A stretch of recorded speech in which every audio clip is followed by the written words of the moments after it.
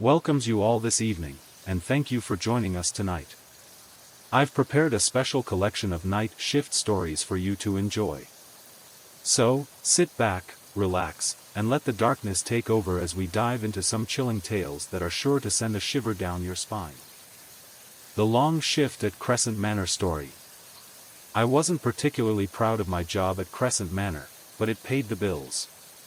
When I turned 18, I was desperate for work, and I had no particular skills, so I took whatever I could find. Crescent Manor was an old, sprawling building on the edge of town, originally a mansion. But by the time I started working there, it had been converted into a halfway house for men just out of prison or rehab. They used the top floors as living spaces, and the ground floor and basement were open to the public for community events, like group therapy, AA meetings, and other recovery programs. The work wasn't glamorous, mostly it involved walking the halls, making sure nobody was causing trouble, and keeping the building secure at night. I worked the 10 p.m. to 6 a.m. shift, which meant I was alone most of the time. The residents would be in their rooms, and the public areas were usually quiet after the last meeting ended around 9 p.m. Still, there was something about Crescent Manor that never sat right with me. The building was old, over a century old, and had a kind of oppressive energy to it. The walls seemed to groan at night, like the house was settling. There were stories about the place. People said it was haunted, that the original owner had died mysteriously, or that people had disappeared here in the 60s. Most of it was just rumors. But something about the place, I don't know. It felt different. On my first few nights, nothing unusual happened. I made my rounds, checking the floors and keeping an eye on the residents. But things started to get strange after about a week. It began with the noises. The first time it happened, I was on the second floor, checking the stairwell and making sure nobody was lingering in the hallway. I just finished a sweep of the men's dormitory, and I was heading toward the stairwell when I heard a loud thump coming from one of the rooms at the end of the hall. At first, I thought it was just one of the residents moving around, maybe dropping something or stumbling out of bed. But then it happened again, louder this time, followed by what sounded like soft scraping noises. I hesitated before walking down the hall. The door to the room was shut, but the scraping noises were growing louder, more frantic. The hair on the back of my neck stood up as I walked closer. I knocked softly on the door, but there was no answer. The scraping continued. I opened the door cautiously. Inside, the room was empty. The bed was made, and the floor was clean. The scraping sound was gone, but I couldn't shake the feeling that something had been there. Maybe it was just my nerves. I was still getting used to working overnight. I closed the door and continued my rounds, but that night marked the beginning of a pattern. Each night, around 3 a.m., I would hear those same noises, soft thumping followed by scraping, coming from different rooms, though the rooms were always empty when I checked. It was like the building itself was trying to get my attention, like it wanted me to investigate. I didn't talk to anyone about it, not at first. I didn't want to sound crazy. But the noises grew louder and more distinct as the days passed. By the third week, I was hearing them not just at 3 a.m., but at all hours of the night. They came from every floor, every corner, and sometimes from the basement. One night, as I was walking down the hallway, I heard the distinct sound of a door opening behind me. I turned quickly, but nobody was there. Just an empty corridor. But when I looked down at the floor, I saw something that stopped me cold, a thin, red streak of blood trailing from underneath one of the doors. It wasn't a large pool, just a small trail, like someone had dragged themselves through it. I froze. My mind raced, but I tried to remain calm. I was the only one in the building at this hour. I had to check. I had to make sure nobody was hurt. I followed the trail to the door, but when I opened it, I found the room empty. No blood, no sign of any struggle. Just an untouched room. My pulse raced as I checked the rest of the building. No one was there. No blood. Nothing. The next morning, I talked to Charlie, one of the residents, who had been at Crescent Manor 4 months. I casually mentioned the blood, but he just looked at me with this strange, distant expression. "It's the place," he said, almost cryptically. "Don't worry about it. This place, it gets into your head." I didn't know what he meant, but I decided to take a break from my rounds the next night. I stayed in the security office, watching the monitors. The whole building was quiet. I was just starting to relax when the cameras flickered. For a moment, the whole feed went black. Then the image came back, but something was wrong. On the screen, I saw a figure standing in the middle of the hallway on the 3rd floor. The figure was facing the camera, but it was completely still. No movement. The figure was dressed in an old-fashioned suit, like someone from the early 1900s. But the thing that made my blood run cold wasn't the clothes, it was the fact that the figure wasn't a resident, and it wasn't a staff member. I grabbed my flashlight and ran up to the 3rd floor. My breath came in shallow bursts as I reached the hallway where I'd seen the figure. But when I turned the corner, the hallway was empty. No one. Nothing. Just the empty stretch of darkened rooms. But then I heard it again. The scraping.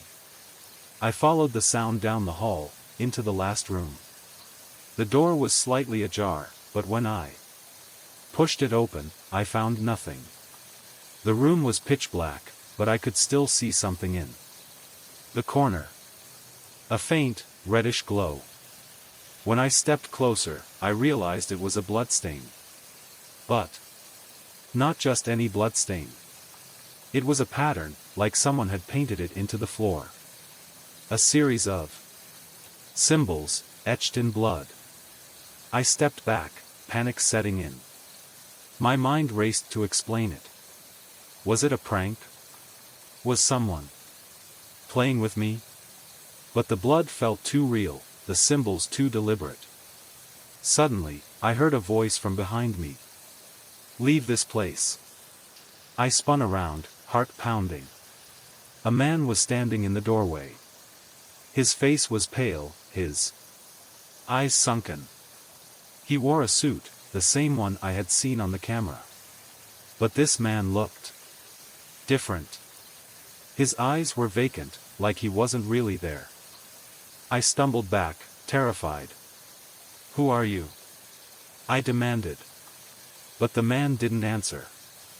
He just took a slow step forward, and then another. I turned and ran. I ran as fast as I could, not stopping until I was outside in the cold air. The next day, I asked Charlie about the man. He just looked at me again, his face grim. "That's him," Charlie said. "He's been here longer than the rest of us. He's the reason this place is so messed up.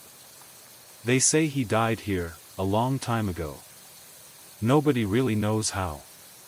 But they say his spirit haunts the building. It's why everything feels wrong." I didn't come back after that night. I couldn't. The building had gotten under my skin. I had to get out. But sometimes, when I close my eyes, I still hear the scraping sound, and I can feel those cold, empty eyes watching me.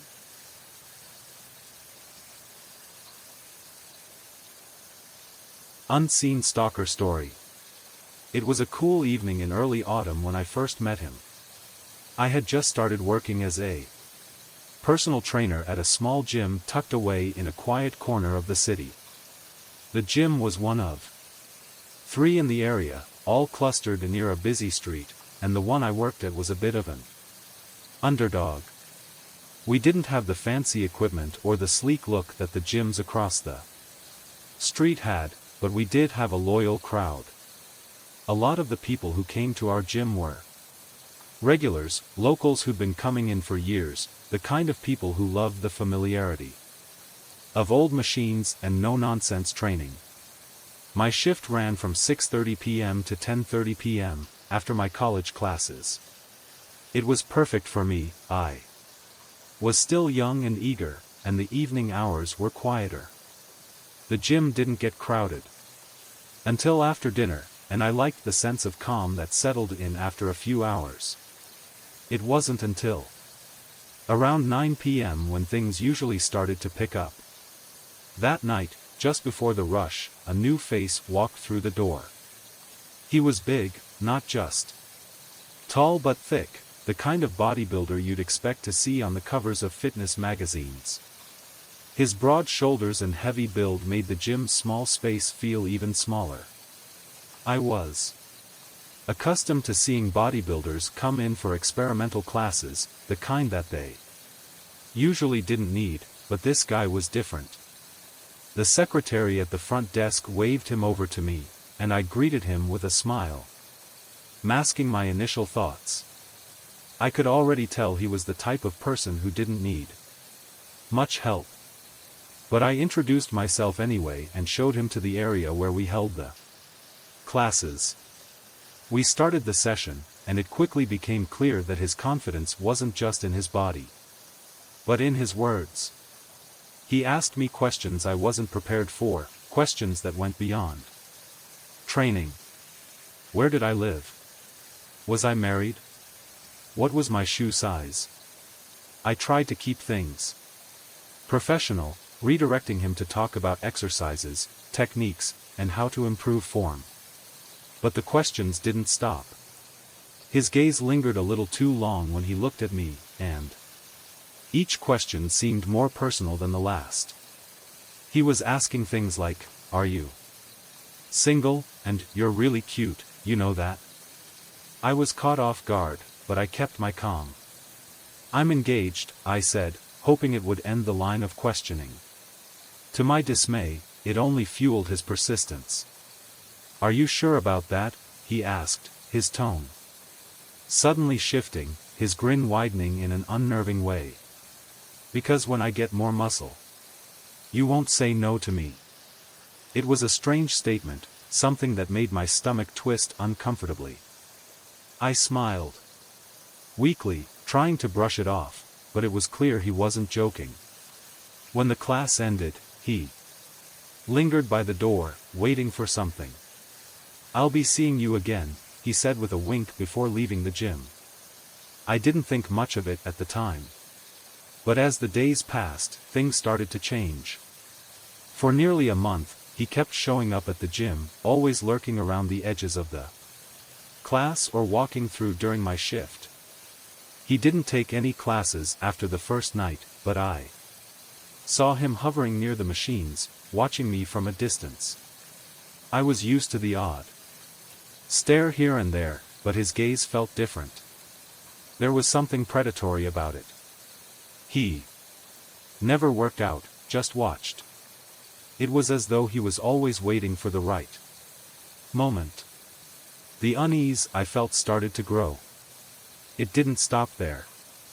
One night, around 9:15 p.m., when I was finishing a session with a regular client, I noticed him standing by the front window of the gym, staring out at the parking lot.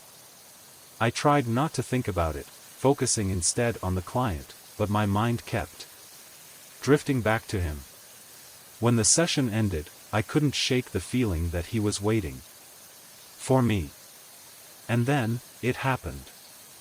I finished closing the gym around 10:30 p.m. and walked out to the parking lot, my heart racing in my chest. As I approached my car, I saw him standing in the shadows of the corner, his eyes glinting in the low light. I froze for a moment, my breath caught in my throat. He smiled, that same wide grin from the first night. "I'll wait for you," he said, as if he had all the time in the world. It was as though he knew I couldn't leave without passing him. That night, I had to ask one of my co-workers, a big guy named Josh, to walk with me to my car. It was humiliating. But I had no choice. I wasn't about to walk out alone with him. Standing there, Josh gave me a knowing look, but didn't say anything. He had seen it too, the strange man hanging around. He'd just never gotten the full brunt of it. When I got to my car, the man was gone. But I couldn't shake the feeling that he had been watching from somewhere. That night, I decided I wouldn't park in the usual spot anymore. But that didn't stop the paranoia from creeping in. Every time I turned the corner to head home, I expected to see him. Days turned into weeks. The man was still there, always lurking. But it wasn't just his presence that unnerved me, it was what he was doing. I began to notice him standing at the corner of the gym parking lot whenever I came in or left. He never said anything, never approached me directly. But there he was, always watching. And then, one day, it got worse. I was heading out to my car after a long shift when I noticed something strange. My car's license plate had been scratched. Not just a little scratch, it was deliberate, deep enough to be noticed but not deep enough to be an obvious act of vandalism. It was the same strange man, I was sure of it. My heart dropped. How had he gotten that close to my car without me noticing? I'd parked in a new spot, one farther from the gym door. Had he been watching from across the street? It was impossible to tell. I felt completely vulnerable. This wasn't just some stranger watching me from a distance anymore, this was someone who had gone out of their way to follow me. That's when I decided to ask one of my clients, a local cop named Rachel, for help. Rachel had been coming to the gym for months, and we'd talked a lot about the area. She was tough, a no-nonsense kind of person who knew how to handle herself. I trusted her, and after what happened with my car, I knew I couldn't deal with this on my own. "I've got your back," she said when I told her about the guy. We agreed that she would come with me after my shift to make sure I wasn't alone.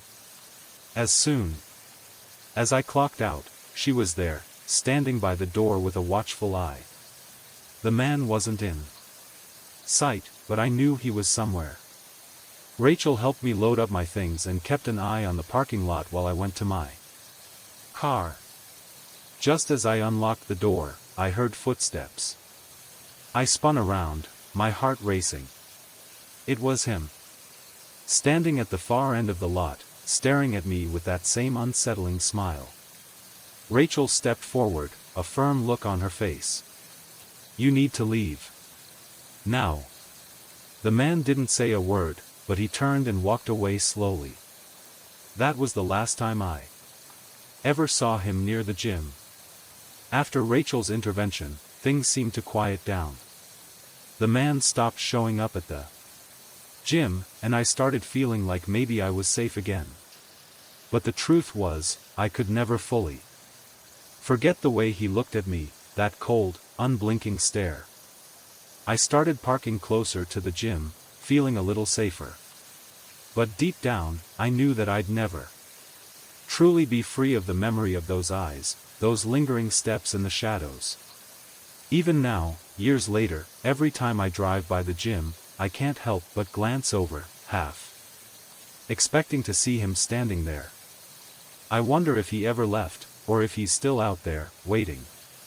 It had been a week since Rachel helped me confront the man in the parking lot, but even with his absence, the unease lingered.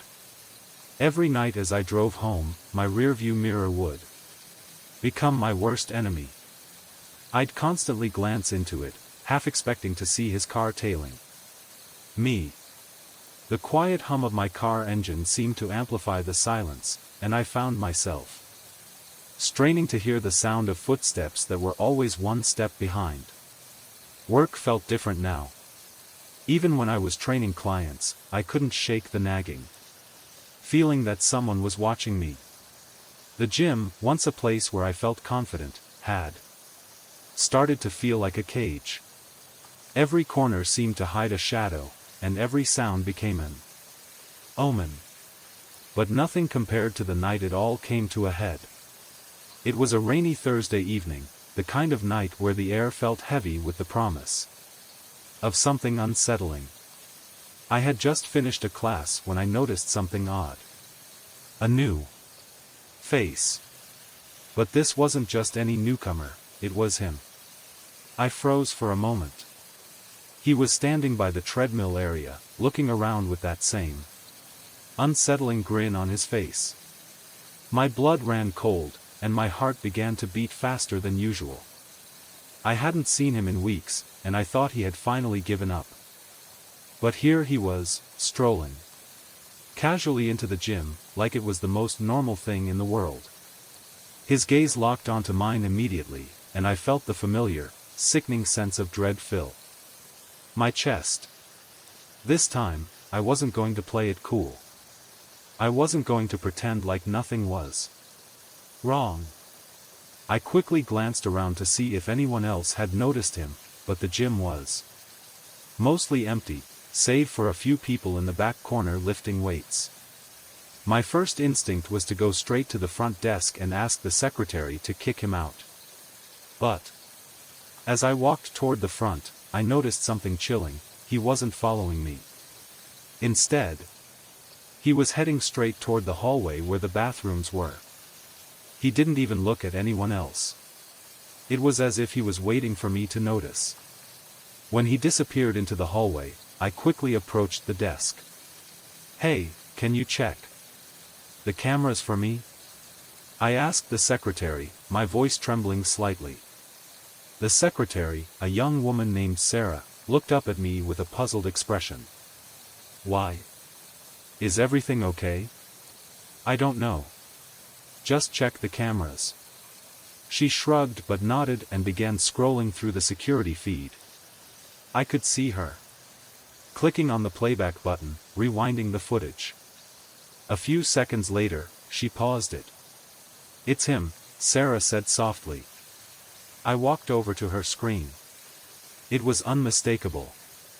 The same guy from before, the big, imposing figure who had made me so uncomfortable. But this time, he was walking into the bathroom area. I didn't like it. "Call Rachel," I said. "And tell her to come by now." I spent the next 20 minutes pacing the gym, trying not to let the growing panic show. I checked the front doors twice, making sure they were locked. Sarah kept watching the monitors, but every time I tried to ask her what was going on, she just shook her head, saying she couldn't see anything unusual. Then, it happened. I was walking past the weights section when I heard a sound from the hallway, a door opening, followed by footsteps. I turned quickly, and there he was, standing in the hallway, between the bathrooms and the storage closet. He wasn't looking at anyone, just standing there with a strange, vacant look in his eyes. His posture was unnervingly relaxed. Too relaxed. I didn't wait for him to make the next move. I grabbed my phone and quickly texted Rachel, asking her to come right away. The gym was quiet, too quiet. The usual hum of equipment. And people seemed to be muffled, as if the walls themselves were holding their breath. But as I stepped closer to the hallway, the tension escalated. I glanced back at the front desk. Sarah was busy on her phone, probably trying to get in touch with someone from security. I knew I couldn't wait any longer. I took a deep breath and walked toward the hallway, my muscles tense with fear. Each step felt heavier than the last, as though the floor itself was trying to drag me down. The lights flickered overhead, adding to the sense that something was terribly wrong. When I reached the hallway, the door to the bathroom was slightly ajar. I didn't see him at first, but I could hear breathing, heavy and labored, as though he was waiting for me to come closer. I turned the corner, and there he was, standing in front of the bathroom mirror, his eyes locked onto mine. "I knew you'd come," he said, his voice calm, almost soothing. The words sent a chill down my spine. "What do you want from me?" I asked, my voice shaking despite my attempt to sound brave. "I told you before," he said, a slow smile creeping across his face. "When I get more muscle, you won't say no to me." I swallowed hard, my heart pounding in my chest. This wasn't just a simple obsession anymore. It was turning into something dangerous. Before I could respond, I heard the sound of footsteps behind me. I turned, and to my relief, it was Rachel. "Get away from her," Rachel commanded, her voice authoritative. The man didn't flinch. Instead, he chuckled, his gaze flicking between us. "You think you can stop me?" he asked, as if the idea was laughable. "You don't know who I am." I didn't know what to do. Should I run? Should I try to fight him? I had no idea what his next move would be. But I knew that if I didn't act fast, it would be too late. Rachel stepped forward, positioning herself between me and the man. Her stance was firm, her eyes narrowing as she locked onto him. "You're done here," she said, her voice low but commanding. For a moment, it seemed like he was going to resist. His posture stiffened, his eyes narrowing, as if he were debating whether to push past her. But then, something in his expression changed. It was like a switch had flipped. He wasn't the smug, arrogant man I had seen earlier. He was suddenly cold, almost calculating. "You think you can protect her?" he sneered. "You're nothing. Just like all the rest." Rachel didn't flinch. "This ends tonight. Leave now, or I'll make sure you never step foot in this gym again." He hesitated for a moment longer, but then, with a low growl, he turned and walked toward the back door. The door slammed shut behind him, and the gym was silent again.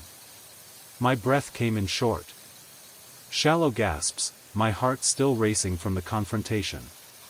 But it was over, for now. The next few days were a blur of questions and uneasy glances. The gym called the cops, but by the time they arrived, the man had disappeared. They couldn't find him anywhere, and without evidence of a crime, they couldn't do much. But they took down his description, and I knew they'd be watching for him. I wasn't sure what would happen next. Would he return? Would he keep stalking me? What I did know was that I was no longer the same person. My world had shifted. The quiet, safe place I once called home had become a source of constant anxiety. I no longer felt in control. The gym had gone from being a sanctuary to a battleground, a place where I constantly had to look over my shoulder. And somewhere, deep in the back of my mind, I couldn't shake the feeling that he was still out there, waiting for me to let my guard down. The days after that night at the gym passed slowly, each one dragging like a heavy weight. Even though the man had left, his presence still haunted me. Every shadow, every whisper of movement, every flicker of a light would send my heart racing. It was as though I could still feel his eyes on me, even in the safety of my own apartment. I couldn't shake the fear. It was everywhere. In the creak of the floorboards, the soft buzz of The refrigerator. The silence when I walked into a room and realized it was too quiet. And then, 2 weeks later, the phone call came. It was late at night. The kind of late where your eyelids start to feel heavy, and the world outside becomes distant. I had just finished a late study session for my classes when my phone buzzed. I glanced at the screen, expecting it to be a message from Rachel. But it wasn't. It was an unknown number. I hesitated, my hand shaking as I held the phone. The number was unfamiliar, but that didn't stop the sinking feeling in my stomach. I had to answer. I couldn't ignore it. Hello? The voice on the other end was a low whisper, the kind that sent chills down your spine. You think you got away from me? It was him. I froze, my blood running cold. My heart hammered in my chest, and I had to force myself to breathe. You left the gym, he continued, his voice eerily calm. But I never left. You're still mine. I could hear the faint sound of his breath, each inhale sending a shiver down my spine. He wasn't shouting or threatening. It was almost like a confession. A sick, twisted confession. That he believed this was all just a game, a dance between predator and prey. I don't want any trouble. I don't know what you want from me, but I've asked you to leave me alone. Please, just stop, I managed to say, my voice trembling. There was a brief pause, and for a moment, I thought the call had ended. But then he spoke. Again, his words sharp, cutting through the silence like a knife. You don't get to tell me what to do, he spat, the venom in his voice evident now. When I'm done, you'll be begging for me. I could feel the blood draining from my face, the overwhelming sense of dread tightening in my chest. He wasn't just a random stalker anymore. He was obsessed. Fixated. And it seemed like there was no escape. Before I could respond, the line went dead. The silence that followed felt deafening. My hands were still trembling as I slowly lowered the phone. I didn't know what to do. I couldn't call the police. There was no evidence. No tangible proof of his threats. Just my word. And what could they do? They'd ask questions. They'd send a patrol car by the gym, but they couldn't catch him. They never could. The next few days were a blur of sleepless nights and anxious moments. I couldn't stay in my apartment. I couldn't go back to the gym. Everywhere I went, I felt like I was being watched. Every car on the road felt like it was following me. Every stranger on the sidewalk felt like a potential threat. I stopped walking to class and started driving, even if it meant more stress and parking problems. I began to feel like a prisoner in my own life. But then, things started to escalate. It was the following Sunday when it happened. The gym had just closed, and I was locking up, going through the usual routine. The front desk, the lights, the bathrooms. As I walked past the large window at the front of the building, I saw something that made my blood run cold. A figure. Standing just outside the window, partially obscured by the streetlight, his back facing the glass. I couldn't see his face, but I didn't need to. I knew who it was. The man. My body froze. I stood there, paralyzed, my heart racing. The dim light from the street lamp reflected off the glass, casting a shadow that only made his presence more menacing. He was watching me. Watching me from the dark. I quickly ducked behind the desk, grabbing my phone and texting Rachel, "He's here." Outside. Seconds passed like hours.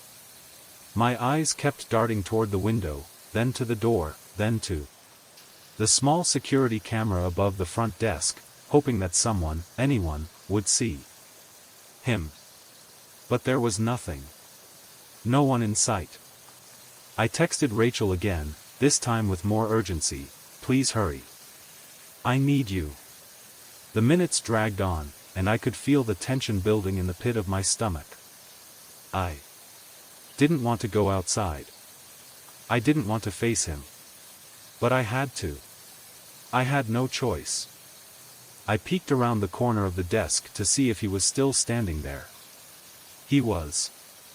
But this time, he was closer.